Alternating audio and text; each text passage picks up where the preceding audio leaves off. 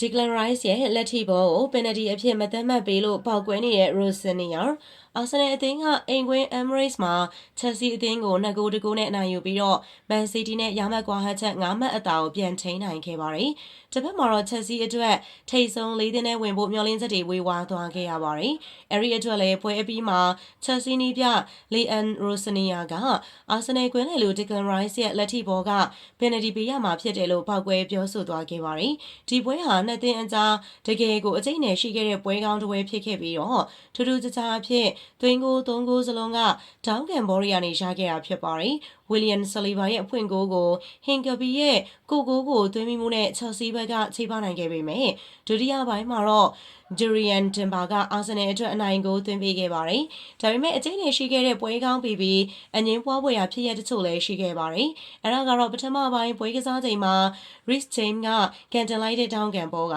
အာဆနယ်ကွင်းလေလူ Declan Rice ရဲ့လက်မောင်းကိုထိသွားခဲ့ပါတယ်။အဲဒီအချိန်မှာ Rice က Dorrerato နဲ့အပြိုင်ခုံရင်းနဲ့ဘောလုံးကသူ့လက်ကိုထိသွားတာဖြစ်ပါတယ်။ Chelsea ကစားသမားတွေကပင်နတီတောင်းဆိုခဲ့ပေမဲ့ဒိုင်လိုကြီး Darren England ကပယ်ချခဲ့သလို VAR ကလည်းဒိုင်ရဲ့ဆုံးဖြတ်ချက်ကိုပဲအတည်ပြုခဲ့ပါတယ်။ဒီအပေါ်မှာဒိုင်လိုကြီးအဖွဲ့ချုပ်ကလည်း Rice ကပြိုင်ဘက်နဲ့အပြိုင်လူနေရင်လက်ကိုဘောလုံးထိသွားတာဖြစ်လို့ပြစ်ဒဏ်ပေးရမယ့်လက်ထိဘောမဟုတ်ဘူးဆိုပြီးတော့ရှင်းလင်းချက်ထုတ်ပြန်ခဲ့ပါတယ်။ဒါပေမဲ့ဒိုင်လိုကြီး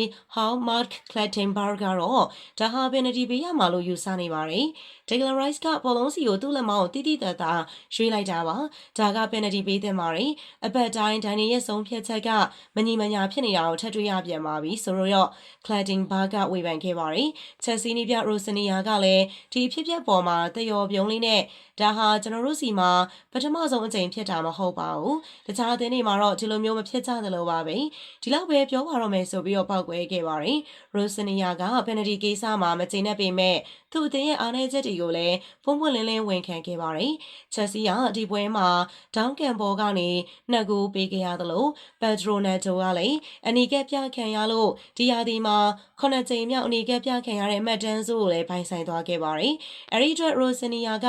ကျွန်တော်တော်တော်လေးစိတ်ပြတ်မိပါတယ်။ပွဲတိုင်းလိုမှာဖြစ်နေတဲ့ဒေါင်းကန်ဘောခံစစ်အားနည်းချက်နဲ့စီကံပိုင်းပြဿနာတွေကိုအမြင့်ပြအောင်မလုပ်နိုင်ရင်တော့ကျွန်တော်တို့မျှော်မှန်းထားတာတွေဖြစ်လာမှာမဟုတ်ပါဘူး။တပတ်လုံးဒေါင်းကန်ဘောတွေအတွက်လေ့ကျင့်ပေးထားပါရဲ့နဲ့အခုလိုဂိုးပေးလိုက်ရတာက